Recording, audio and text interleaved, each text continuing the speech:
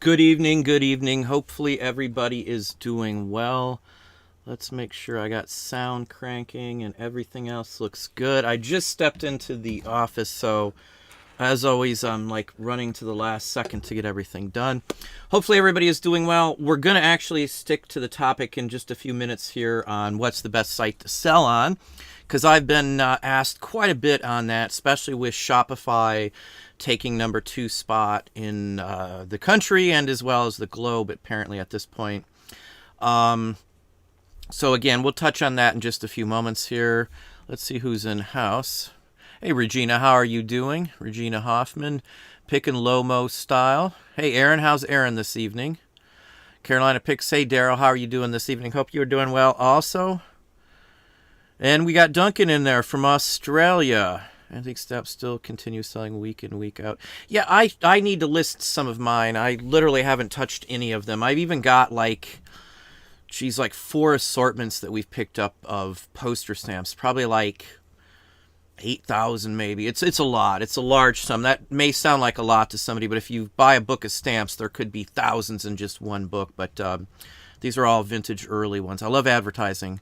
Hey, Dom Primetime Treasure Hunter in the house. Another good friend of the channel here.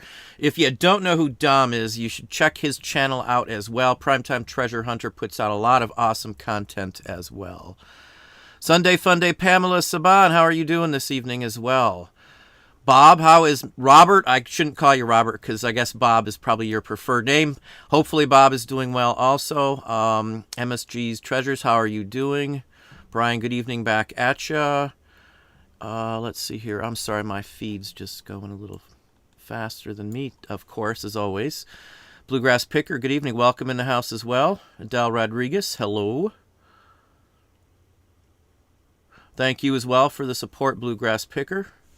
I think I should pop over to the other screen if it will load, because it looks like this might be a little quicker for me. Let's see, where are we at on here? Maybe not. We'll hop back over to the other screen. Yeah, YouTube's running a little slow. We had bad weather yesterday. I think it's hit somewhere around here. They've been working on lines like left and right. They cut down a whole bunch of trees too. Patty Stevens, welcome as well. New Jersey. I've been to Jersey before. Sabrina Dean, welcome. Happy to have you here as well. Robert Evans, hello back at you. Raymond, I can barely read that. BRBN, welcome. June Gerlich, welcome. From Virginia, Robert Evans. I lived in Virginia too for quite some time. We lived right outside of Pentagon City. One of my kids was born at the hospital there in, was it Fairfax Hospital, I think? We lived in the Alexandria, just out between Pentagon and Pentagon City and Alexandria, right on the border, through 9/11. Dale Lundgren, welcome. Corvallis, Oregon. I have been to Oregon once. I flew into Portland, and then that was it. It was for a meeting. I went to a meeting with my boss. I had like no choice, but I don't think we landed. We went to a meeting. We ate, and then I think we flew back that same night. That's my whole experience with the state of Oregon. Nice seeing you live. Nice having you on live, Raymond. Lost Treasure returns. Welcome. Treasures return. Great to see everyone. There goes my feed. Hang on just a second here. Sometimes it bops around on it. We'll hit some content in just a second here. I just want to get to some folks who spent their time to come in tonight. Dahlia's Vintage, good evening as well. Anytime, Dom. Kathy Amber, how are you doing? San Diego. I want to go to Comic-Con. I've been dying to do that, and San Diego's on my list. Candy Donnelly, how are you doing? Well, welcome to the newbie. Larry Robertson, welcome. Bob, who pays sales tax in Shopify? It's the same thing. With Shopify, there is an app you have to add to it. It's a paid service. Everything is a la carte, so you add whatever thing you want into there. they've built in mail and all that stuff already. With Shopify too, I've been going back into Shopify, and that's going to be discussed today too. But with Shopify, it's an app. Everything's an app. If you want this, you want that, there's an app that will do it for you. I mean, you could work in some other stuff, some API stuff, but the app is just fine. That's part of the reason I don't really get upset if eBay takes a fee out of parts of stuff, because I don't have to worry about the sales tax and all that kind of stuff. I still have to give numbers, sales numbers and stuff to my accountant on. We're doing it now only every 6 months instead of, I think it was quarterly before. I don't have to worry about it, so we still have to submit it. That's one thing you have to know. I don't know who's done taxes or what they've done with it, but you still have to submit it in most states. Even if you're not paying it or collecting it, you still have to submit some numbers. The numbers don't necessarily have to match like a 1099 or a 1098 or any of those, the government forms, because that's just the money collected. You can account for, expenses and everything else like that out of the form too. Shopify is just like anything else. There's supposed to be I can't think it is, the Disabilities Act. They are supposed to be in compliance with the Disabilities Act as of this year. I haven't got a confirmation. I did email about that very specific thing because that was their claim before I open up anything. You can use Shopify and not run a Shopify store. You don't have to have your own store to have a Shopify. The Shopify you can literally just use to connect your eBay, your Amazon, your Etsy all together so that your inventory will sync. It's just a tool. You don't have to have your own page if you don't want to. You just have to create them, specifically through there. So if you cut it all off, those listings you create through other means other than the platform you're on are possibly gone for good. You can't edit them or something. You'd have to sell similar every one of them if you have a lot of them.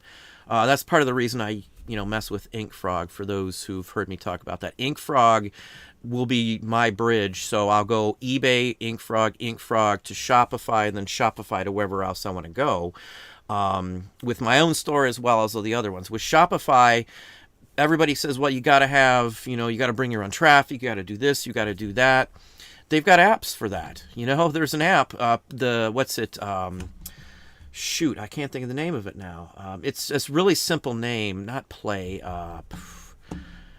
I can't think of the name of it. I'm dumbfounded on the name. It's just on the top of my head. But there's an app, and it's has 40 million people who use it. I mean, it's some horrendous number of people who use it, and it'll produce results. It's almost like its own site, basically. But it takes all the Shopify in local areas, and then when somebody searches for something, it gives them results based on proximity, not necessarily based on value and stuff. If they put the whole country, it's going to throw a whole bunch up there. That's why I just put a video talking about this. That's why the idea that Shopify could come up with their own sites, in my mind, from what I see, what's going on now, a real thing. I don't see as it isn't a possibility. I fully think I'm 85% there to say that that's probably what they're working on now, because they're number two. If they made a site, they could knock Amazon out of the wall. I mean, it's a given at this point, because they'd already have all the ma and pa's on there that everybody else has been blowing off for all this time, and they could give them equal access to the big stuff. That's the point. That's the whole point of it. I know people say your stuff doesn't show up on there. All you got to do with Shopify is go in and add them to Google. You can add all your listings there. It's free. There's no charge to add them to Google's shopping links and stuff. So basically, when I search for something that's in Shopify on a Chrome search, you can get it right up there. I can look at one thing on eBay, and I've done this just real recently, so I know this is how it happens. And I looked at a whole bunch of stuff, and we were playing around trying to figure this out, because everybody's telling me you're not getting viewership and stuff. The people who are telling me this obviously haven't done the add to the Google where you can get it in Google Shopping and the whole works for free, as I said, and using the app and some of the other aspects of it. My links, my listings from my Shopify for the day I tested them out showed up right next to my ones from eBay for the exact same item. Same title, same everything. They were right there on the first page. So there's got to be something to what Shopify has been working on. There's no other reason they're number two other than they've improved their platform, better results and better views than many people thought when they used it 2 or 3 years ago. I see this as something that's advanced very steadily and very quickly.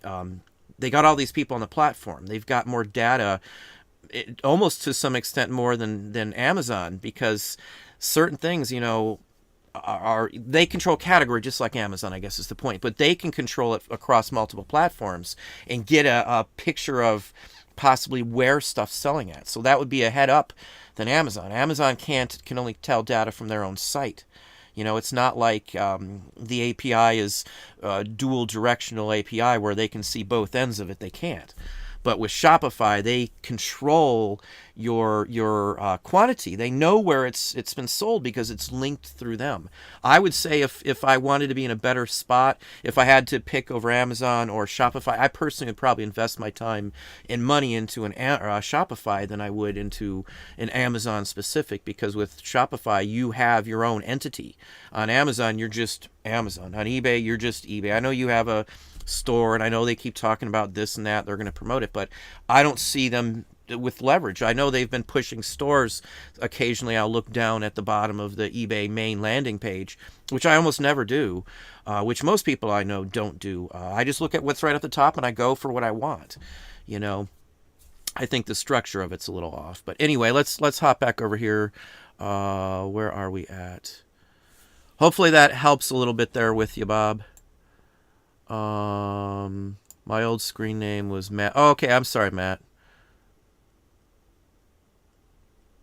Yeah, I thought I saw that the other day, because I think you have an avatar of the same. You had the same avatar for a little while after you changed the name. I see so many names. I do apologize, Matt. I try to remember everybody. Artie Mike, how are you doing, Artie Mike? For those in Patreon, right? In fact, I can tell you how long it's going to be right this minute, actually. I will have a video up tonight for sure for everybody in Patreon. It's a longer one. It's the first part. Records. It's going to be literally show you how to look up all the prices, start to finish. I pull some out. This one's different. I don't think I've done one like this before with breaking it up with photos. I spent a little more time on this one for you, for those Patreons. And again, the second half is already done too, so it might be up. I don't know when I'll put it up. I'm probably going to go live for Patreon on Sunday. I don't know what time yet, but I've got 2 folks who would like store reviews, and I'll probably shoot those out at the end. I do have a topic already and I might show you some haul items and a topic and discuss some sourcing as well on Sunday. So just FYI. Daryl Hall, how are you doing? From S, I can barely see that. S, I'm not sure where that is. Melanie Kimball, how are you doing? Well, thank you very kindly. Hopefully, I wish you luck with that. It's going to take some work, I'll tell you right off the bat. Anybody who tells you that starting into reselling is easy is not telling you the truth. It's taken us a long time to get here, but it's been well worth every single minute of all that time we suffered and strained through this to get to where I'm at now. I wouldn't change it at all. Honestly, I wouldn't. Even, not being able to pay bills, all that stuff I'd keep, just because I don't know how else I would have gotten to where I'm at right now. And that's the straight truth. I can't be any more honest with you about that than anything. That's literally how I feel about the whole thing. I would do it again in a second, even though it took us now heading towards 11 years to get to here. I would still do it. I would still do it in a second, because that's 11 years I didn't work for somebody else. And even though it was tough and hard, I got to somewhere with it. I never gave up. It's over a decade. I mean, I put my time in. It's just going to take time, Melanie. Brian, Don, just wondering if you know of anyone who makes a living or a good part-time money selling items they find with... Yes, I do. I know people who make decent money. I'm Metally Tech. I do have a video, footage. It's not done editing, but I always hate to get off screen. If I could step off, or I wanted to step off screen, I'd show you. We dug a New York campsite, a New York Soldiers Regiment campsite, Civil War in Ohio, and I dug quite a few buttons and stuff. So I love that sort of thing. I do collect. If you saw my button video on, what's it called? valuable buttons, I think, if you type that in. But anyway, there's Doug buttons in there. There's some Doug ones in there. The Rev War that I show in that video, where there's a Continental Army, U.S. Continental Army button that was dug. It wasn't dug by me. It was dug from a battlefield in Vermont. But anyway, yeah, there's people that actually make a living on it. I hate to say it this way, but I think some of the people make more money doing videos on metal detecting than they do actually selling the stuff. I know a couple people overseas in Europe that do metal detecting. Now, they make enough to make a living on. They'll do it on the weekends and stuff. The rules and laws are much different over there, and there's a lot of World War II sites. That's mostly what they sell. Even U.S. stuff they dug up over there. Some really unique, interesting items. That you can go metal detecting on a day in Europe, and make a couple $100 easy, from what I've seen. It takes research. You can't just walk to a spot and instantly you're detecting. I mean, there's investment. I actually have a video coming out shortly. It's on my list anyway. I've probably recorded like 5 minutes of it, but going into there's a British show called Timeline, I think it's called, and they like do archaeological digs and stuff. A lot of the time that I spend on finding stuff, targeted searching, targeted sourcing, where I just go after one thing, is done looking at books and information and stuff like that. It's a lot of research to figure out buildings and things like that sometimes. Who owns a building? That's one thing I've had to spend time down at the county office, the tax assessor's office. And why would you want to know who owns a building? Well, there was something in that building at one point, and I want to find out if it's still there. If it's up for sale at some point, many times a company will let you come in there and buy stuff out of there because it's money, it's revenue to them, And I've bought from big downtown buildings quite a few times, and I found that whole thing out by accident. I've talked about that. There was a sale downtown Toledo. It was on Jefferson Street. It was a big, like 5 or 6 story building with a huge skylight on there. It was a ratted out building, but anyway, some hoarder was renting it, and he was just filling it up with auction stuff for like 7 or 8 years. And anyway, that was like the best pick I've probably ever had, I think, in sheer volume of good stuff. But anyway, that's before YouTube, before I did YouTube. I wished I could have taken a camera in there, man, because that would have been, I would have stayed there all day. It was just really incredible. Let me get back down here. Hopefully that answers a little bit there. Now my feed's locked up again. I might have to look at it on a different spot. Oh, now it pops right back up. Yeah, my YouTube doesn't work so swell. Let me see. I'm almost back to where I was. Okay, bluegrass picker. Like, people don't know, I used to drink more Mountain Dew than you when I smoked cigarettes. I gave up sugar. I have to reiterate this again. I was a sugar addict. Breakfast, I was talking to Dom the other day about this. I'm a cereal person, or was. I cereal everything. I love cereal, and I love Smarties and candy corns, and I haven't eaten any sugar in like going on almost 4 weeks now, other than what's naturally in food. And I honestly, I don't miss it at this point. I'm really surprised. I'm like shocked. I don't feel weird. I have more energy now than when I did before. I haven't drank a soda in, month plus or anything like that. A lot of unsweetened tea and stuff. But anyway, I'll worry about the caffeine giving up at some other point. But Brian S., welcome as well. Raymond, I figured. Lauren Day, another Australian. AU, thank you. Welcome in. Hey, Annie, how are you doing? I'll be answering stuff, too, just FYI, on Patreon. I probably won't get to them all, so I know there's a lot in there right this minute. It's been one of those weeks. I'm still trying to get used to the daily routine with my eyes and stuff. It hasn't been much fun lately, but... Brandon, how are you doing? Aloha from Mexico. Ha ha ha ha. I remember Aloha. Long time no see for Matt. Hang on, let me pop down a little bit there. Let's go into the topic here. Now, I'll hop back there. Let's hit the topic itself. Best sites to sell on. Now, I've thought about this long and hard. I've researched it. I even wrote an article for E-Commerce Bites on literally that topic for selling collectibles and stuff. I got another article coming out related to this this coming up month, beginning of the month. I've dug into this, I mean, so much. I've asked a lot of people on what sites they list on and their experiences, volume. Basically, I've broken it down onto lists in my head where I want to go and where the volume is. eBay, for what I sell, the vintage collectibles is number one. I don't see anybody touching collectibles other than eBay right now. Etsy's up there. Etsy's not too shabby. And then it goes into breaking off into smaller sites. Now, selling on any other site other than eBay without quantity may seem like a futile experience for most people. I'll be honest with you, because if I didn't have volume, I don't think I would have the results that I do on the other sites. Like with some of the sites I sell on, the volume means a big deal, a big difference, because there's not a ton of people on some of these other platforms. They're smaller compared to eBay. There's not a ton of people on there that have massive quantity. It helps to have massive quantity too as well, especially when it's split up across the site. So it's not all like listed on the same day and things like that. That does help. And it'll get broken up as it's been up on a site, and the longer it's been up on the site too. But without that sheer quantity, pretty much most everybody that I talk to don't have a great experience with most of the other sites. The ones that I would say that are at least, if you're selling vintage like postcards and paper and things like that, HIP is honestly been improving, especially since they've added on the ability to import a ton more items. Again, we're heading towards 20,000 items, I think, on HIP with some of the add-ons and things they have done. Now that's just their one platform. HIP has 3.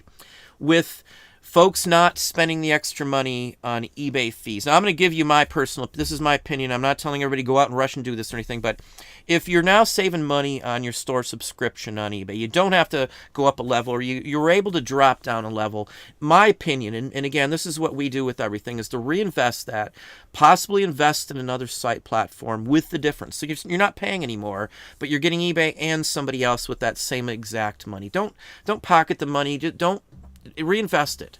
You were paying it before, just pretend you're paying it still, and just go on and do an investment on another platform. List some items on Etsy and see what happens. Get enough quantity to do something with it. That would be my honest take on it. I don't think, honestly, at this point, it's a viable means just to sell on one platform.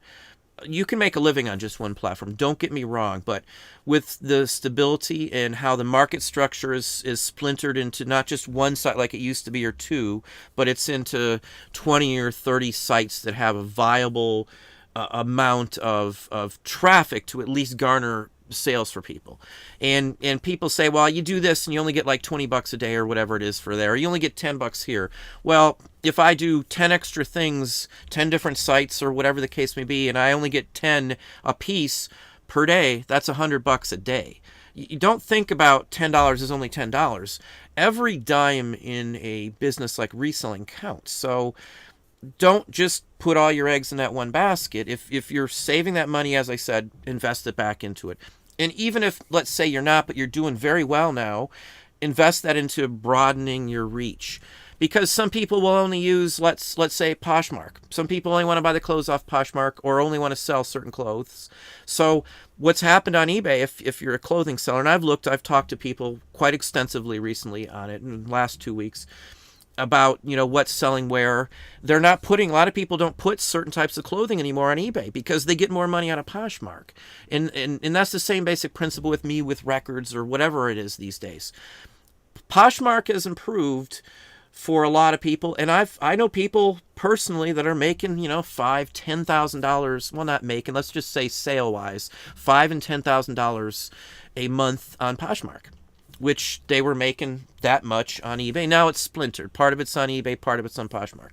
They can pretty much tell, quite a few people can, it's not just me and it's not just a few people that I've talked to, it's quite a few, that, they know what, right off the bat, when they get something, this is going straight to Poshmark. And that's the same principle. So what's the best place to sell on? Again, start somewhere, and eBay would be the best place to start. Start your journey in reselling on again, it's a viable platform. I bash those running eBay. again, opinions. Everybody has a different opinion. People are fine and happy with everything eBay does. That's fine. That's fine. That's not me, because they make a lot of poor business decisions. If I bash on a site or something, it's not a personal attack, which I get dogged on for it being a personal attack. It's a business comment. This is a business conversation. We're not in high school. I'm not trying to gossip. I'm giving business talk, and I'm going to bash them if that's what they do. They make bad decisions, which a lot of companies do. Some sites like Hip have made the opposite. They've made a lot of good moves. Shopify is an exemplary example of positive, good moves. They're number 2. I mean, come on, you can't get any better than that. If anybody's enjoying the conversation, please hit that and smash that like button for us. They're heading on the 140 in-house today. Only got 25 thumbs up on it. So if you're enjoying it, please hit that thumbs up on it for me, please.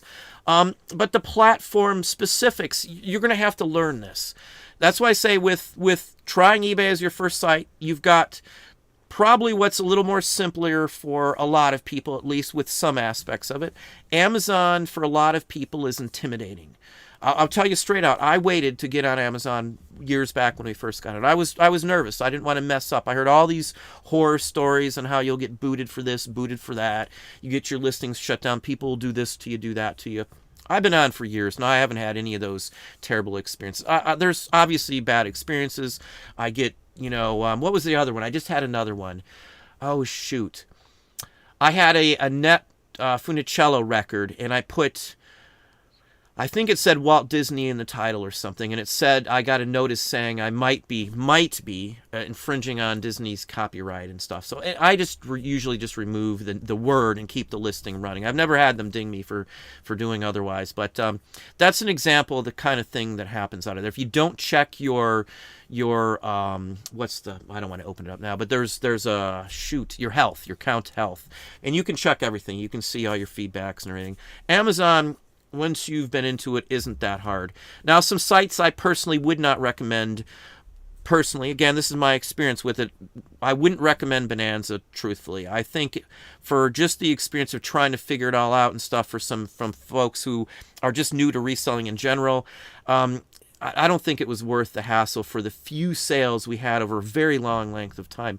I also wouldn't probably do Ruby Lane for those just starting off either. Ruby Lane's another platform. They do have some good reputation. They are very well liked by those who use it, but it's a niche, a click. It's like a certain type of buyers and certain types of sellers. And we've had an account. We've been on Ruby Lane before, so nothing really wrong with it, but I wouldn't honestly recommend it for the average normal person.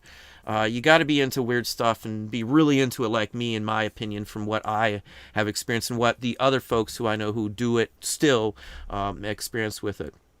Macari, however it's pronounced. I've heard a lot of good stuff about it, but for what I sell, again, I've dug into it. I know there's an American, I know there's the Japanese version. It's a Japanese company, but nothing wrong with it. Again, it comes down to what you're selling as to if the site, the platform itself is going to be any good for you. If you're selling like household or clothing and stuff like that, yeah, I've seen people's sales. People show me screenshots quite often of, hey, did this, and I'm always happy to see it because, it's good to see that they're doing well. People in Patreon send me stuff too and screenshots all the time. That's why sometimes it takes me a while sometimes to get to all the emails. I sometimes spend like 3 hours straight going through emails in Patreon. Just FYI, it's why I can't get to them as quick as I'd like to, because I always answer everything just like I do here.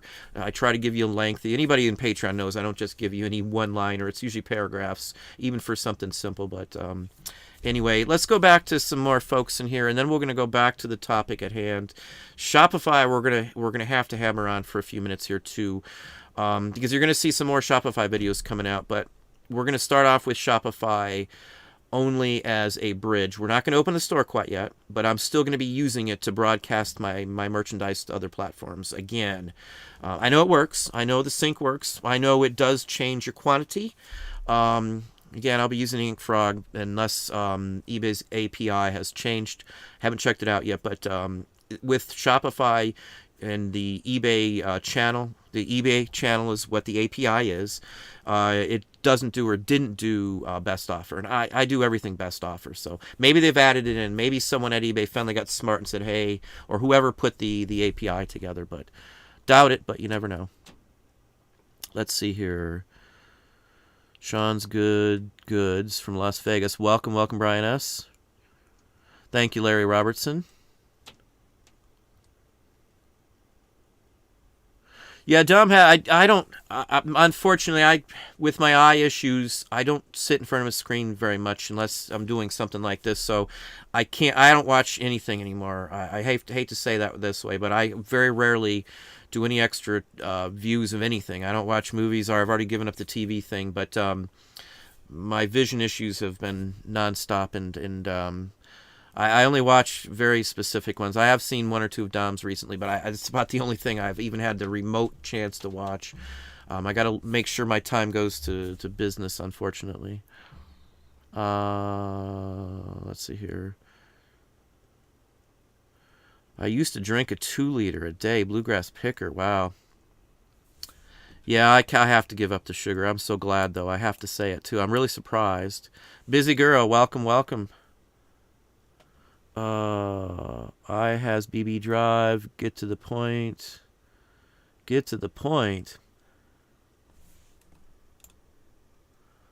This is my channel. This is how I talk. So, I mean, if you're going to rush it, I would probably suggest you're on the wrong channel. But with Shopify, you have to do your own SEO advertising. As I said prior, nope, that's not the case. You can get some.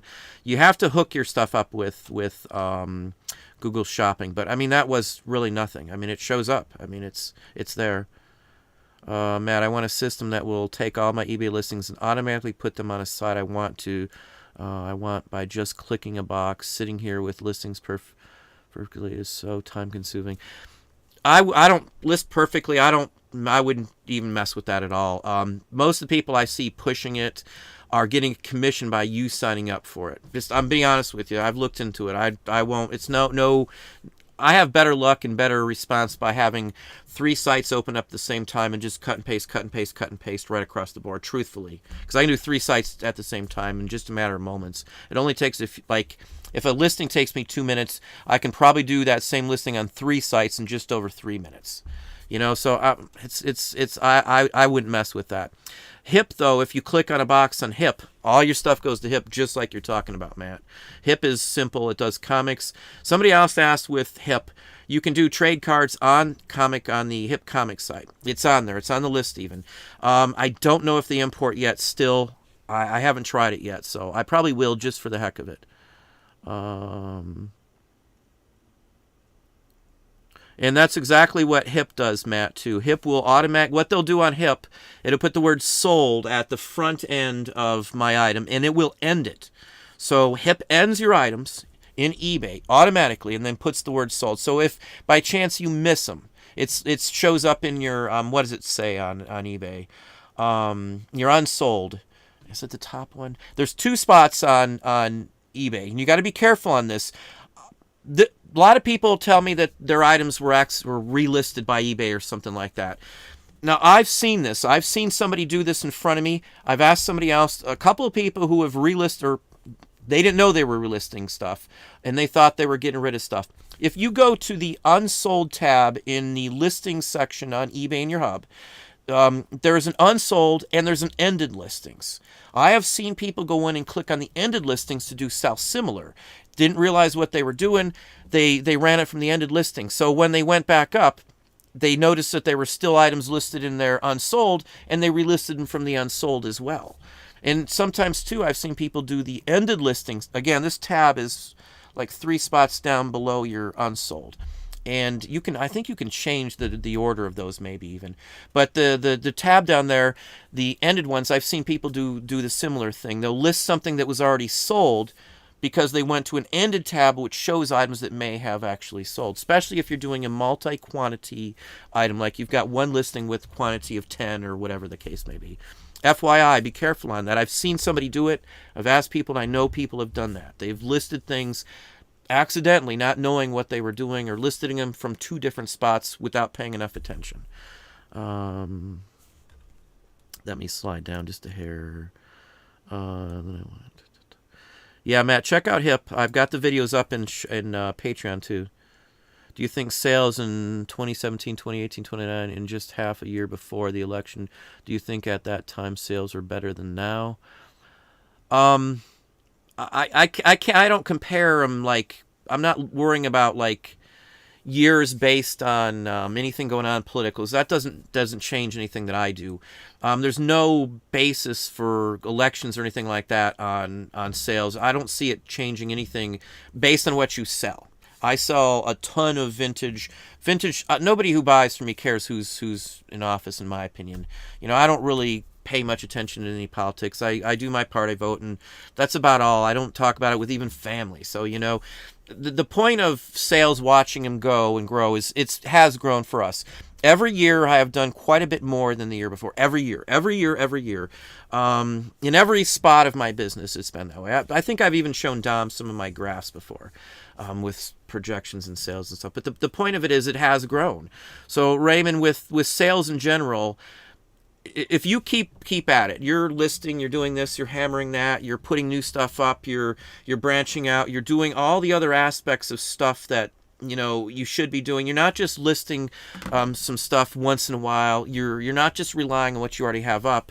You're actually growing your business. You start off 500 listings, 600, 700, next year 1,000, 1,500, 2,000, whatever the case may be. Most people who have quantity like me or anybody else out there, it took them a long time to do it. It's taken us 11 years to get the quantity I have up. Divide how many listings I have up into just the amount of years that I've been on. It's not a huge amount, but of course we sell, so you got to get more up. So if I list, let's say, 10,000 new listings a year, I may sell 12,000 new listings or 12,000 listings. So I'm actually down, even though it sounds like I listed a lot. So you got to put the effort in for you to see a result. 2017, 2018, 2019, 2020. Every year has been a growth. Even with the pandemic, I hate to say this, but we've done better through the pandemic than, percentage-wise, a higher increase in revenue with the pandemic than the year before. The year before was fine. I mean, there was no problem. We still had the increase and the graphs going up and all. But the point is that the pandemic's actually improved our numbers, a considerable amount. I mean, I've seen some record numbers through the pandemic. Again, I sell stuff that a lot of people may not sell. So my business model may not work for everybody else. We also sell things that I don't discuss. We also sell things I don't show because I don't want the competition. Nobody in their right mind gives that out, that type of stuff out. But the point is, on that aspect, is that if you're selling certain things, you may not see these results at all. Clothing, in my opinion, is ThreadUp, man, is turned into some big monster if you haven't noticed. I might just do a video on ThreadUp one of these days. There's a video on the inner workings of ThreadUp out there, and I've delved into it a little bit because somebody asked me to. I wrote an article for another website as a ghostwriter on ThreadUp, and I did look into ThreadUp. ThreadUp's turned into a big monster. I don't know, good, bad, or indifferent, but they're everywhere, and they've got quantity. They've got their own warehouses. They've got their own shipping facilities. We haven't had great luck. We actually had to have eBay step in with ThreadUp once already. My wife buys shirts and stuff occasionally. They didn't give us a refund on something. They sold us a junior size as an adult, and then once it was returned 6 or 7 days later, I gave them extra time above and beyond what they were required to do, and they didn't do it still. So, their customer service is lacking, their listing, and they're still gaining ground. So my thing is, after looking into like ThreadUp, again, we're talking about sites and how stuff works. So ThreadUp could be a bad sign. They could be leading a global push for big business to come in and swap up all the clothing and stuff like that. All it would take is them coming in and telling Goodwill, we'll give you more than you're making by the pound on your big, huge piles. And they could just instantly shut down all of Goodwill bins. I'm just being honest. I've heard talk about stuff like that, of dealings and inner workings because of Goodwill's, their high-end clothing and all this other stuff. All they got to do is work in. And I think actually they are working with ThreadUp to some extent now, if I'm not mistaken. I want to say I saw that in an article. So that's again why I say you can't just stick on one site. You got to diversify. You got to diversify your inventory. You got to diversify the categories, the items you sell. You've got to do it. And in my opinion, once corporate America gets their fingers in it, it's not going to get better for us. It's going to get worse. They're not going to give up until they get it all out. Real good example. There's a lot of people on YouTube who do like interviews. They drive around in motorhomes and minivans and things like that, and travel around and do this stuff. And they used to be people like you and me and stuff like that. Now it's all celebs doing it and all this other stuff. They're doing the exact same thing, but they're not.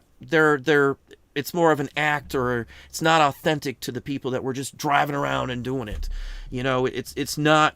It's just an example of them taking over aspects of what we do and stuff. Like eBay's trying to get their own reseller YouTube stuff and reseller academies and all this stuff. So you don't listen to us, so you listen to what they tell you, which is what I see. Again, opinions, I always have to say that because I don't want eBay, not that they respond anymore these days, but anyway.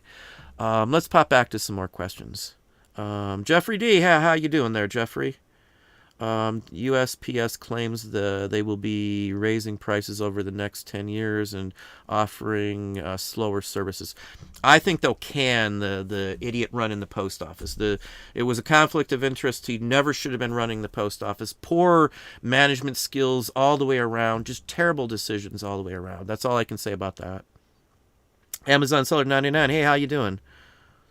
Yeah, it went by. I'm not going to say in the blink of an eye, but yeah, I can't believe it's Thursday. This week, man, I have just been inundated with stuff going on this week. Somebody reached out to me from a platform, from something, and I'm not going to talk about it. I'll just leave that to, Dom, I think, is the only one I even brought it up to. But there's been a lot of stuff happening on my end on this side here. Some really, let's just change the subject. I don't want to say something that I shouldn't say. I got some contracts, obviously people know, and I don't want to say stuff I'm not supposed to with contract dealings. But anyway, let's hop on. Rose Smith, how are you doing? Busy girl. Don, do you use a different name for the different sites you sell on? Yes, I do. Everyone's got a different name on every single site that I'm on. Every single one. The name means nothing when you're linking them through third party. The name's nothing. It links them no matter what your site name is as well. But I would never recommend using the same site name on each platform. Just personal opinion. I've seen what happens to some people and how people are, and competitors and stuff like that too. So FYI. You also, when you do, like let's say if I pull something from eBay, and it's some of my older listings or something, you can't do some things with listings on one platform that you can do on another. You can't use words. You can't use things and listings that you would use on one site on another site. So every aspect of a listing can be different. You can also price it all differently on each platform you're on if you're smart at it. Every site that I'm on, prices are different. Not every item, but I do have different prices across every platform that I am on, because certain things go better in certain areas. I've got cost differences in certain areas as well. So one site might cost me a little more, so I might have to increase, the price on it. With Amazon, or eBay, I don't pay for my shipping stuff too. So I do count that into that. With Amazon, you get shipping credits back. So as long as you're careful on what you set your prices at, the amount that Amazon credits you can sometimes be more than you actually spent. So again, you're coming back to that same factor there. So anyway, let's pop down and get a few more questions in here. Duncan, reselling is hard work. You can burn out. I've heard a lot of people giving up. Me and Dom have had a bunch of conversations about this. He's shared and I've shared people leaving posts, I'm quitting and all this stuff. A lot of the issues that people quit over are like just standard business stuff. It's don't take any of this personally. That's another thing that I see a lot of people making the mistake on. This is not a personal thing. This is all business. If somebody does this or does that, who cares? It's business. You go home, and if you work out of your home, you go to your personal space, and who cares what happened there? Don't take it with you. Don't worry about it after you shut everything off. When I shut stuff off, I shut it off. So if I'm done for the day, I'm not going to look at any of this stuff. My offers or whatever's coming in just sits there till the morning. I don't care. I turn it off, and that's my time. Set up your time. People say, hey, you work too much, you do this, you do that. To me, this is a way of life. Maybe I am an addict to it or obsessed with it, but I like it. I enjoy what I do. I'm not bummed out. I don't get burned out at this. The only thing that's the first time I've really been down recently is over the eye issue. I can't. It's like one of the worst things to try and get over. I'm not trying to pity myself or anything like that. It's just, this is the only thing that's really got me frustrated beyond belief to any extent. I don't get frustrated, but the eyes, oh my gosh. Yes, facts, Bluegrass Picker. It's not easy, as everybody's going to be shouting out, it's easy, anybody can do this, anybody can do that. Anybody can do this, but it's not easy. The majority of people end up quitting. For me, when I first started this, it was daunting, and I did feel like, what am I doing? After 3 years, we still could just barely get by with bills and all. And, that's a frustration most people wouldn't put up with. The point of starting a business, you're allowed to have a loss for so many years as a business, year after year. That wasn't my goal, obviously. I wanted to make money. I wanted to pay my bills. I wanted to be able to do this. I wanted to make my life better with my kids and everything. But I'm looking at the end of the road. What's down my path going on. I wasn't thinking about how it is right now. I'm thinking about, at the end of the day, if this all works and I can get this going and things keep progressing, I can have something. I can have a business. I can have something where I never have to go work for somebody else. And that's all I think about, these days still, because, you look at your kids are growing up, and for those who have kids or loved ones, or even your animals, if that's your kids, nothing wrong with that. I would never want to not have an animal. I love having dogs or cats or whatever around the house, but you've got to have a driving factor, and mine is never working for somebody again and making sure I take care of my wife and kids. And motivation is the key to this for me. I set goals. I set realistically accessible goals. Not always. Sometimes I set them and I don't know what the heck I was thinking when I start to get into them. Things change constantly, so if I set a goal and it changes, who cares? You go with it, make a new change, and go with it. The vision issues got really bad before I at least got something to alleviate like 70% of it. But I had a goal. I wanted to get so many buttons and so many this and so many that up, and everything's changed, and it's been going back and forth week by week, one way and another, and that's fine. That's fine. That's why this doesn't get boring for me, and I'm not. It's always a challenge to try and get it going forward, I guess. And that's part of the fun and the enjoyment of doing this. I always have a new challenge. I like the challenges. I like figuring out something. I don't give up until I figure it out. I've never said something is impossible, too. And if you want to do this, nothing is impossible. Maybe not likely, but nothing is impossible. I've seen some people do some phenomenal things with, $10 before. So, nothing is impossible. But unless you're going to put in the work and realize from day one that this is a hard job, as hard as anything you did for somebody else, plus you got to know every aspect of the job. So don't just jump into this thinking it's going to be easy money. If you've got the right mind and work set, nothing's going to stop me. I don't care what happens. I'm not going to let it get me down on that. I'm keep going forward. But let's hop back to some more questions here.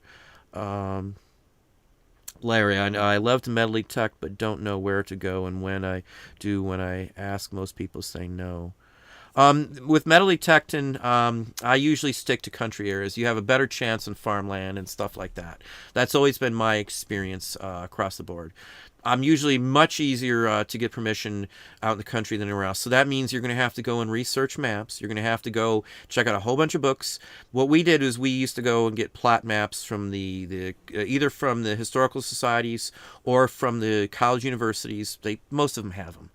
Or government entities, and a plat map has them all squared off in blocks, and you can pretty much plot anything you want on there. It has elevations and stuff, and we would compare the old maps drawn by the military, because their maps are fairly decent, and we'd compare them. I'd overlay them. I'd print them on a projector, the clear projection sheets, and then we'd overlay them on a map. Or nowadays, you do them digitally, and that's what we do. And I've been pretty lucky and pretty good with figuring out. And then we'd read a lot of books. That's how you metal detect. That's how you do good metal detecting. You find stuff that nobody else is looking for. We found in Florida when I metal detected. You can look these sites up. Fort Dade. Fort Dade was a site that we metal detected on it. When we metal detected on it, it was an 1830s Seminole Indian War site. There was a battlefield that bordered their. This is still there. Anybody can go there and check this out in Florida. And the people who owned it then owned a surveying company, and we went and knocked on their door, and they let us do it. Somebody was there before us, but I found some real nice Eagle artillery buttons, some great coat buttons, massive amounts of musket balls and stuff. I researched it. I found it on the map that the battlefield was there. And from there, I found that there was a fort there. And then I drove out there with the maps. I mapped everything out where their route was and figured out. And when we found other places at a church down the street from them and all these other places. So we ended up, it was all research that did it. And then we found the Battle of the Wahoo, which is Wahoo Swamp. We researched that. I found muskets, buttons, lock plates, butt plate. I mean, just tons of stuff out there too. And it was all country spot where other people didn't want to walk. It was alligator land, and we literally saw alligators out in there in Wahoo Swamp, moccasins and the whole works. But I don't mind that. I stay away and I'm careful and all that kind of stuff. But I love metal detecting. You're going to see a metal detecting video on this channel, maybe a couple of them, because somebody was very gracious who watches my channel and invited me to go along. They don't have a channel or anything, but it was very nice of them, and I don't know if I'll get to call them out, but you'll see the video anyway, and I go into using them and stuff like that too. I've got a couple metal detectors, Tesoro. I know they don't exist anymore, but they're awesome detectors if anybody detects out there. Time Team, that's it, Annie. Time Team, yep, that's exactly what it is. I like that some of stuff.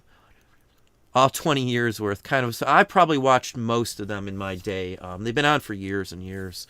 The only problem I had with that show was they didn't show enough of the finds. I could have just spent half the show on just showing what they found and talking about it in my book, because I love that stuff so much that, again, I metal detect. I've metal detected for years. For how far back do I metal? Probably 20 plus years I've metal detected, maybe 25 even. Yeah, I can see the obsession too. Harlan Braley, how are you doing? I've been to Maine too. We went through all of New England. I flew into Portland up there too. We spent some time. We went to Brimfields when we were up there a couple times. J. Chris Carter, welcome. Good to have you in. Milkman, you like eBay? I like eBay selling. I don't like the management or their poor decisions. I have no faith whatsoever. Again, opinions in the current CEO running the company. He was all they could get. That's my opinion. Again, opinions, which I'm allowed to have. So, Rose Smith, I have been so really SFY. I'm not sure. I don't know all the abbreviations. Sorry. Silverman, I saw people metal detect at the beach and carnival grounds where sports are out. That you're going to find pocket change and maybe a chain or something if you do that. The only beach detecting I've ever had real good luck on, there's a place called St. Anne's, the pullover in New Smyrna Beach, Florida. During the Civil War, there was the blockade runners, and all the buttons and stuff came over from England. Montgomery, a lot of the companies came from over in that area. And the blockade runners brought the Confederate buttons in, and we metal detected the pullover. You couldn't get the draft boats over, so there was a place called a pullover where the water was really shallow, and that's where they pulled the boats over. And we figured out where it was. It had moved and all this other stuff, and I had a waterproof detector at that time. I think it was called a Stingray. I think I had a Stingray back then. And we found a whole bunch of stuff like 2 feet under the sand, under the water and stuff. But, stuff like that is what I liked. And it was interesting. It was fun. Let's see here. I don't go out to sports events though. Now, if it's a vintage place, we metal detected in Mississippi at a camp. They had like fraternal organizations that camped out there. The GAR was there even once before, and we got permission. In Mississippi, they thought I was crazy. Nobody even cared where I went usually. And we got permission in Mississippi. What's the name of the town? There's a bridge on between Hickory. Now somebody can look this up if they want, but between Hickory and it's a back road too, and Meridian. There's a back road out there we took, and I wish I could remember the name of the road, but it's the road that runs in front of the post office in Hickory, if anybody knows where that's at. But if you go down that road towards Meridian, there's a bridge, a railroad bridge that goes over a gully over there. And there was a Confederate skirmish there where they tried to burn it, and there was a shootout in that town. And I was lucky enough to find the guy who owned the biggest section of property down there, directly across from the public boat landing. And we found a bunch of stuff there too. So I love metal detecting. But it's all research. I spent weeks trying to track down all these spots and figure out who owns everything and getting permission. And there was an abandoned house there, so we had double exposure. We were able to find old silver and stuff around the house, and we found some dinky toys and Tootsie toy items and stuff out there too. I found a couple Hubley die-cast, weren't in great condition, but die-cast cap guns and stuff like that. So I keep a lot of that. Let's see here. Trading dollars on eBay. Record Crate, good evening. Best-selling sites for sneakers besides eBay. There's a sneaker site. I don't know the name of it. I don't do sneakers at all. I'd never spend more than, say, $100, $125 for a pair of sneakers or shoes or tennis shoes or anything, personally. I'd spend a couple hundred on, some real nice leather dress shoes or something, but I'm not a tennis shoe person, honestly. I mean, I wear them, don't get me wrong.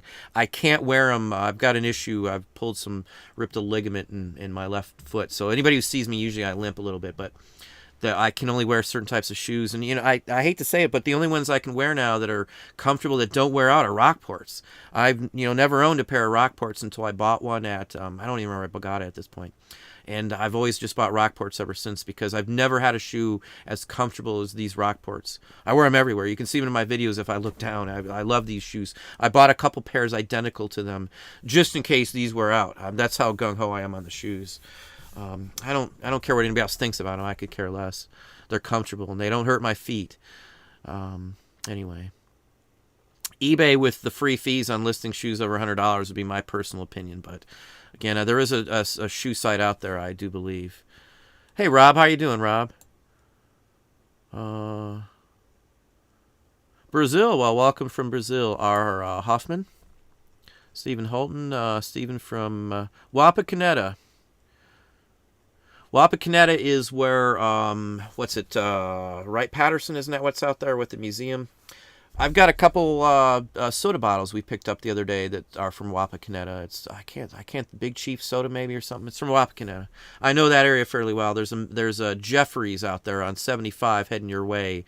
I think it's more my side of Wapakoneta, but Jeffrey's Antique Mall. I can't think. It's on when I'm heading south. It's on the right side of 75. I found a good stuff in there. I haven't been there in a year or two, but I found some really good stuff if you live in that area. Lottery ticket artifacts. It's like playing penny stocks. I metal detect not for the money. I truthfully, I've made enough to pay for my detectors in most of my time with gold and pins and things I found, but I like metal detecting. I like researching the history and then showing that stuff was there. That's why the time team that Annie was calling out, that's why I liked stuff like that. I like the aspect of research and looking at the ground and playing it. When we went out to Battle Wahoo in Florida, Seminole Indian Battlefield basically is the area out there. We wandered through, we got permission to do a whole huge area, like most of the entire battlefield, and we wandered over a hilltop. And on a spot, there was a pond running down it, and it was on a high spot. It looked like it was obviously a path to walk, because it's a swamp. So there was a high ground, and it looked like it had been walked forever. It looked like, but it hasn't been touched in years. And we got up to a certain spot, and this, I swear to you, on my life, is out there. There's a prehistoric stone that stands about maybe 4 feet tall. That's been hand cut. It's like this thick. This thing is old. It's been worn. This was years ago. There wasn't even cell phones when I first saw this. I've seen it twice in my life. I know it's there 100%. And it's got an eye that's been cut really deep into this thing and then weathered for I don't know how long with an arrow going through it, some kind of hieroglyph on it. And we followed this thing down the path, and on the right side when we got down there, again, we never dug in this spot. You can see round hut holes all over the side of this area. There was a creek. It had everything it should have had, and we knew there was supposed to be a village out there, and that's what it was. I'm sure it was. So anybody who's in Florida, there's an area on top of a hill near the Battle of the Wahoo that's probably prime area to, I don't know who owns every aspect of it now, obviously, but back then I had permission to do it. So who knows? You probably could. I almost can remember the girl's name. She inherited the land we first got permission to do, and they lived in a mobile home, I think, in this, wasn't a huge, nice area, but they were nice people and everything. And, anyway, long story short. What percent of increase do you see in sales on eBay and other sales platforms after a stimulus check is issued to the public? I don't bank on any of that. I don't even care. I'm not even worried about that. I think what most people are going to do with the stimulus check is to pay their bills. That's my opinion. They'll buy some food. They'll buy the essentials.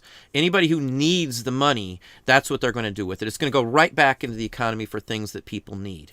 I'm telling you straight out, that's what's going to happen. I'm not banking any dime on any of that sort of thing, doing anything for my business. Maybe if the folks who don't need it, they might spend something. But again, I wouldn't bank anything personally on any of that, because that's where the money is going to go. It's going to go into daily essentials and clothing for their kids and stuff. Hopefully that's where everything goes and stuff. So that's my opinion. Again, that's my honest opinion. I really believe that will be the case. In these situations, whenever something like this has happened, it goes right back into the economy. That's why when you pump stuff like that into the economy, it's spent. The people who are getting this are people that will have to spend the money to keep surviving. So that's what I see happening. It will pump a bunch of money into the economy in general, though. So I'm not saying it's a bad thing at all, but it will be spent. If you give out money, like to corporate America, all they're going to do is keep it and give more profits to themselves and other people. If you give it to normal people like you or me, we got to spend it. We fix a car or whatever the case may be, it's going right back into the economy. That's why helping out, giving tax benefits and stuff to corporate America isn't going to benefit any of us. It's not going to. They're going to keep that money. They're still going to raise their prices year after year for whatever commodity you may be buying. It's the way it works. You can look at it all you want. That's exactly how it happens. Again, this is business. This is not personal. This is how it works. I've taken all the economy classes, microeconomics, macro, micro, the whole world. I've taken all those. Business 101. It's the same. It's always been like that. Hey, Michelle, how are you doing? Good evening as well to you, too. Hang on. Let's see if my feed is moving. Shop. That's the app. There you go. Somebody hollered it out for me. That is the app. Welcome, Mario. Rose Smith, I'm following every listing rule suggested and working at it, but in 6 months with 700 listings, I'm still not getting much traffic or sales with eBay. My opinion on eBay's recommendations is don't listen to any of them. None of them are going to do you any specific good guaranteed at all. I'm telling you straight out. If I listened to eBay, I would have lowered most of my prices. I would have sold stuff for half of what I'm selling it for now. I would have bought stuff from bulk. I would have done this or done that. I would have used their promoted listings, which, again, I found something out about promoted listings, and I almost did that as a topic today. I'm going to show an item in a video here and just talk about that, another one coming up. If you spend money on a promoted listing, this might even be against some sort of rule, I'm almost thinking. I looked for an item for my son. He's got some stuff he needed, and we were comparing stuff, and there's a promoted listing and then the standard listing. So you see both the listings like normal. Well, one of the listings, the promoted one, said just one single price for the item. And I know people have talked about this very same thing, but I've looked into this a little bit now. So the promoted listing says, and this is a multi-item, multi-listing. It's got different varieties and versions. So the price actually is not just one set price. It's a bunch of different prices. So it's trying to nab you to get to click on that listing, even though that's technically not the price you're going to pay.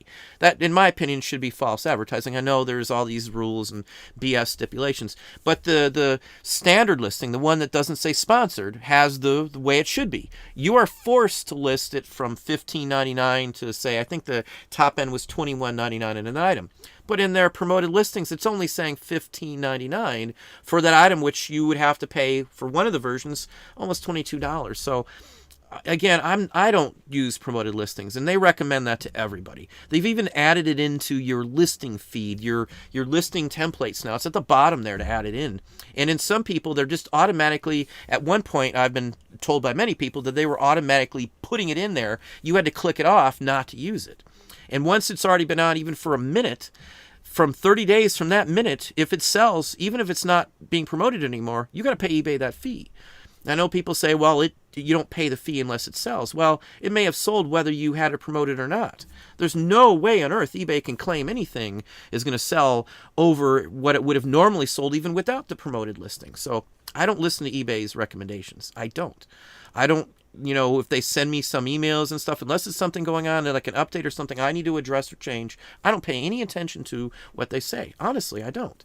I don't look at numbers they say are important, what they think is and what you should be doing with flows or anything like that. I look at trending because that information actually stresses and states, correct, information tied to the specific items. So, you only whatever eBay says or recommends, take with a very big grain of salt, in all honesty. What works for one person may not work for another person. Everything eBay gives us to use, all the features or whatever else, whatever you're using, are tools. Some of them work for you and some of them won't. Don't assume anything they tell you to do is to your best benefit. eBay's benefit is to their bottom line. We know that because they reinvested $5 billion. Instead of fixing stuff, they invested it back into stock buybacks so that their shareholders could make millions of dollars more during the pandemic. So those folks who complain about Jeff Bezos and stuff, eBay did the exact same thing.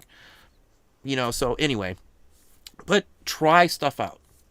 Don't go with the fact that eBay says this is going to work, that's going to work. Don't, who cares what they say?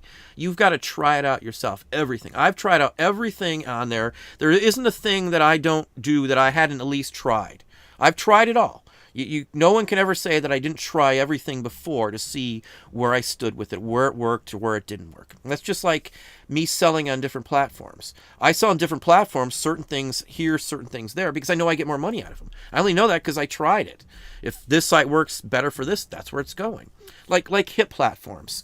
It's automatic. You click a couple buttons and it's over there. They handle inventory, ending, everything else. That's like the easiest link up I've ever had was with hip. I have never had an issue where it didn't end my listing. I didn't have to set up I didn't have to do anything. If I've got quantities in eBay, it works fine. And even if I connect eBay up, to Shopify, InkFrog, and then to Amazon, hip still works. It just changes eBay and then eBay changes everything else. It all works. Hip has been like the simplest, no headache. The only thing I wish they had was, printing for printing labels. You got to cut and paste the address is all and then pop it onto something. Anyway, it's easier said than done. It's well worth the amount of money. I had somebody say, you're doing all these sites. Why would you do them? I'm making money. I don't care if it's $10 a day or $20 a day. That's $300 a month, an average month. If it's $10 a day, I'm not going to turn down $300. Who in their right mind would turn down $300 extra a month? It's car payments for some people or something. That's groceries for 2 weeks for somebody else. It's half your rent for another person. That's why I do a lot of different things, because every little dollar that I bring in adds up. I write for some people. I write for some other people. I do other things. I'm in conversations over some other stuff. I've helped some people with their business, as a side gig, trying to start some things. I do Patreon. I do other things. It's all part of my business. I love doing a lot of what I do. So to me, it's not even work. I love, obviously, anybody who watches knows I love talking about what I do and the stuff that I sell and how to do it. I enjoy it. This is what I've done for most of my life as a regional. I had to explain things to people and talk to people and help them fix things and recommend things and stuff. And I like doing it. You miss certain things. That's the best part of working in corporate America for me, was doing the conversations and figuring stuff out. I didn't like the day-to-day stuff. I didn't like the boss stuff, the being boss all the time, every time. That wasn't always the fun part. You never got to spend your money, even if you made a lot. But anyway. Check your items too, Rose. That would be my other recommendation. Check your keywords. Kelly, already using Etsy and eBay, trying Shopify now. Now, if you're not syncing Etsy with eBay, that's the problem. That's why I will never do, again, I should say, because I've done Amazon and eBay side by side without linking them. But the whole point of this day and age, I won't go on another platform unless it auto syncs. End of story. If it doesn't auto sync, I'm not messing with it. That's why I like people talk about list perfectly and all that stuff. I'm not going to do any of that. I'm not going to do that. If I can link it up directly, great. And that's what I'm going to do. Shopify allows that. Even if I can't list all the items, or I have to move items that are in collectibles field on eBay to wall art category on Amazon. Now, I could go and list, I'm ungated in collectibles and stuff, but I've been going back and forth. I could get them up quick, instantly, if I cream them into wall art as opposed to the historical collectibles, because there's no API to hook up my vintage between eBay and Amazon. Amazon doesn't do that. They only have, I think there's like 12 categories you can auto sync from the API in Shopify. They're big categories, so it's like books and households and stuff like that. But if I wanted to get them up otherwise and still put them in historical on Amazon, I'd have to do them as a CSV file upload and then link photos, and then I'd have to go in and map them on Shopify, and it's a long drawn out process. If you avoid category specifics in Amazon, you can get them on the platform, and I'm allowed to put them on there. It doesn't matter. They don't care. You don't get any dings. And I do have the ability to create my own ASIN numbers, so I have nothing to lose, honestly, in that aspect of it. We're ungated, so I can use those ASIN numbers and just go from there. But anyway, let's see here. Yeah, saturated market. Matt's talking about that there too with Rose. Saturated markets are a huge problem, and far too many people are just following along. Now, I don't like to dog on other channels or anything like that, but there's a lot of bad information flooding for just the namesake of the revenue from a video or something, from what I've seen. Clothing is taking a hit. I don't care what other channels say. I'm hearing this from people. I'm not hearing this from other channels. I don't watch other channels. I'm not speaking of anybody specific, but clothing with ThreadUp and all the other things going on is taking a hit. I'm telling you right now. And it's all been backed up in when clothing stores open back up. There's going to be a ton of cheap merchandise out there everywhere. I'm telling you, it's going to be, because they're all trying to move and they're scampering around trying to figure out where's the best place to leverage their business now, online or on a site. A lot of companies are using Shopify, big companies, to get their merchandise out from their own site to broadcast it out as well. So what I've seen is more and more bigger companies putting more and more items on eBay and Amazon. So it's competition not just from other resellers, but competition from big business trying to, again, get their fingers into what we do. They don't want us getting billions of dollars. The reselling industry is billions of dollars a year. What we have created, what we're doing, not me per se, but all of us. So Sunday Fun Day Bonanza. I have been having 2 or 3 sales a week. Good for you. Most people don't even have that. Most of the people I talk to on Bonanza, they're lucky to have 2 or 3 a month, if even that much. I've known people who have 3,000 and 4,000 listings who have sold 4 and 5 items over a year on Bonanza, that they just cut it down because they don't check it very often, and then they missed it and they got it. It was a long story, but I'm not messing with it as of now. Silverman, best site for records. There's 3 sites I use for records. It depends on the type of record you're selling as to which site is best. I get more money for 78 records that are pre-war jazz on Amazon than I do on eBay. Again, it depends on specifics. eBay is better for some things. If it's a lower dollar record, it's more common stuff. I can usually get pretty decent. We're talking cheap records though, but they sell fairly decent, fairly quickly on Discogs. So again, it's a 3 platform strategy for records. Most people probably tell you that, at least the ones who've dug into it. Some people just only stick to one site and don't want to mess with something else. But if you broaden your horizon, you got more options.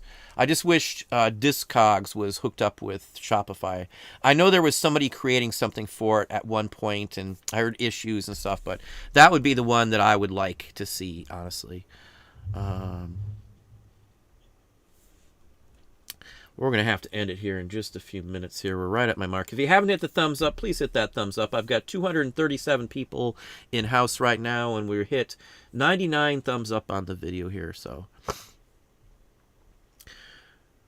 Macari, floor coop. Yeah, it has grown. It has, but there's still minuscule, minor, just a little blip on a chart when you sit there and compare them to most anybody else, honestly. When I look at a site like that, I put it on a chart. Amazon, you've got, now Shopify won't show up on this chart because it's not the same technic structure. Almost it is, but so it'll be Amazon, eBay, Etsy, and then they all drop down like a huge gap, and then you'll see almost like on top of each other because they're so low in traffic that it'll be Mercari, Poshmark. Ruby Lane's even farther down. Bonanza doesn't even show up on the list, I'll just tell you. Ruby Lane's even way up there, too, comparatively to, like, Bonanza. That's literally what I look at. I look at their spot on a chart. Or I'll pull up a trending and then compare trending with the chart as well, and I'll use the two together. I'll make a pie chart. But anyway,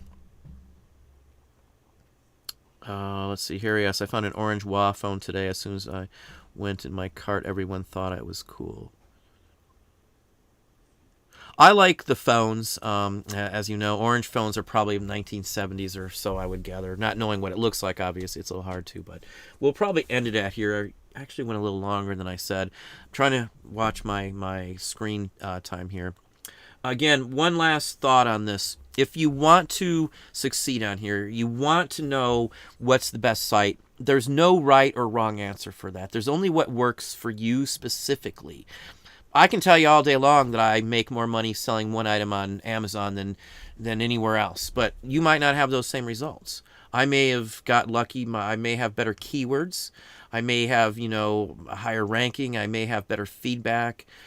There's 100 different reasons why something that works for me may not work for you. The same, it goes in the opposite way too. There's 100 reasons why something may not work for me that's working for everybody else. There's many different factors in it. So don't compare yourself to somebody else. If you want to do this though, it's going to be a lot of work. You're going to have to buckle down and actually put some effort into it. I've sweated my butt off doing this on many, many occasions. And I felt good about it. I felt good getting stuff done. I don't get bored with this. A lot of people may get bored as well, too. The biggest thing I can say to not get bored is to have some goals set in mind. Something that's workable that you can see some results from. If you see some growth, if you see something coming back, gaining some money, gaining some ground, that's honestly a big push for most people. If you're like Rose, if you've been doing it for all this time and you're not going anywhere with it, that is very discouraging for a lot of people. If you keep doing it the same way and nothing changes, it's on you, because you just have to figure out what's going on. Titles, SEO. Every store I think I've ever went through, there was SEO title issues. Every one. Most of the stores that I've looked at, I've given them a few recommendations, specifics, and they've changed the title and were able to sell something fairly quickly just for the fact that they put a word or two in a title. And that goes for even me. I've had, even recently, somebody I had the wrong state on something. I don't list everything myself, so who knows who did it. I could have done it. Somebody else could have done it. Everybody makes mistakes. So, just be careful. It's keywords, it's title. And as Matt was saying too, flooded categories aren't going to get you anything. I stay in categories that most people don't mess with. I stay in categories most people think is junk. But I make a lot of good money. We sold a sheet music today for $95. I sold a die-cast Santa Claus, $125. I sold 2 buttons, one for $71.25. The other one is around $95. That's just 4 items. That's just a couple items that I sold just today. It doesn't matter the time of year. It doesn't matter, all that stuff if you sell certain items. Again, everything I sell doesn't do that. Some items sit for a long time. I don't mind that. If you don't mind that, that's great. But you can't just do it to start off with. You've got to have movement. You've got to turn items to get money coming in. Set some goals Have a vision for where you want to go, and that will get you there, is my honest and sincere opinion. This isn't just words to me. This is literally what I do every single day I'm out here. I've got posties everywhere about things to do, what I've got in my mind, where I want to go with this. If something needs to change, you change it. Rose, for you, and I don't want to stick on Rose. I'm not trying to pick on you at all. I'm just trying to give you some honest, good, sincere advice. Change up something you're doing. Look at your items. Compare what's up. Pick some items that you think that should sell. This is for anybody. If you can't sell, you're having the same items up, having similar problems. Take a couple of the items that you are assuming have a good potential to sell, and look what everybody else has them priced at. And then, as well, go look at solds, the sold listings. Don't go and tear a peek. Look at solds. And then look what's sold of those same items for the last 30 days. And what's different between their store and yours. What's different in the keywords. And when you're searching the keywords to find other items like yours, use as few words as you can so you'll get the most results. You need a broad range of results to come up with the best answer and why it's going on. You know, again, it depends on what you sell. It comes down to the bottom line. I'm going to end it with that. I hope everybody had a good evening. Hopefully everybody's going in the right direction. Stimulus is coming out for those who need it, and hopefully they spend it on the right thing. So again, I thank everybody for coming out, and I hope you have a good day. Video coming up tomorrow. It's a good topic. And the topic is related to somebody who messed up on eBay, literally, and somebody I've talked to for a year and a half. They're now suspended. They don't know if they're going to get their account back over what happened. So that's tomorrow's topic. But anyway, good evening.